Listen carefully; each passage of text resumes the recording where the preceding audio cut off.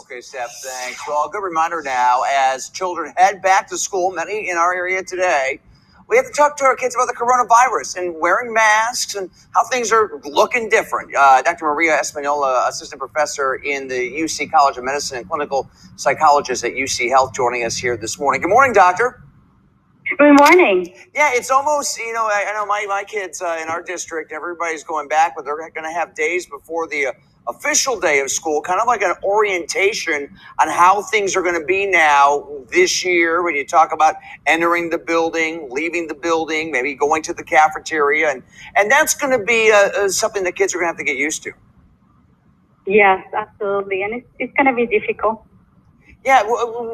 Is there an age group that you think is a little more prone? Obviously, high schoolers kind of get this, but I would imagine, if you have a second or third grader who's kind of used to school now, this would be a little harder for them.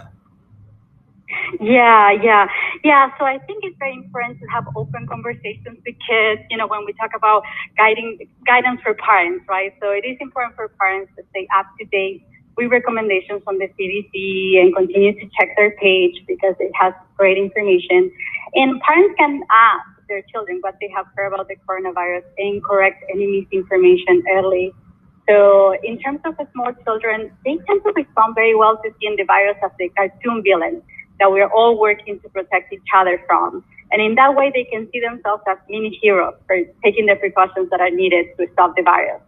Teens, on the other hand, need more information and more frequent conversations. Yeah, teens sometimes just want to, rebel against their parents sometimes. But, yeah, and I guess, practice, like anything, when you're raising kids, model good behavior.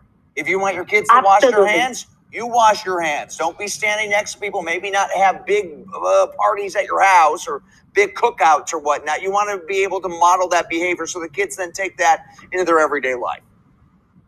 Absolutely. It's very, very important for parents to model good behavior when it comes to social distancing, good hygiene, wearing masks properly. And then parents can help children feel more at ease about wearing masks by having them pick a design they like. Now they have really nice designs with superheroes and unicorns and princesses.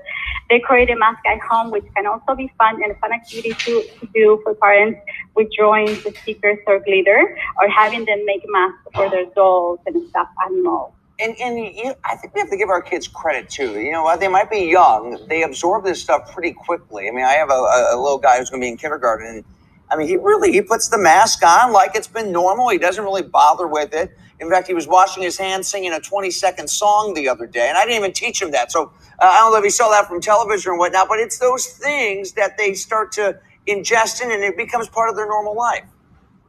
I love it. Yeah. So children are incredibly smart and can adapt it really well to new activities, especially if you're modeling good behavior.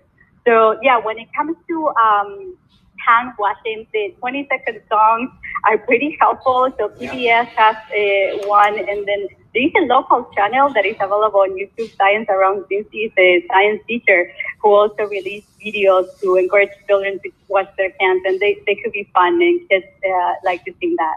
Yeah, I was thinking too, with the younger kids, like a kid that's going into preschool or kindergarten, they've never been to school before, so they don't know what the normal looks like. So this might be a little easier for them, possibly. Absolutely. Yes, that is so right. You're right on that. Mm-hmm. Okay, Dr. Espinola, thanks so much for joining us and giving us a little insight here as we navigate back to school here with kids in the classroom dealing with coronavirus. We appreciate it. Okay, thank you very much for having me. Thank you. 17 after 10 right now. You have a little time until your future little one has to go to school. I know. She's almost here. She's almost here. It's crazy. Yeah, we're getting there.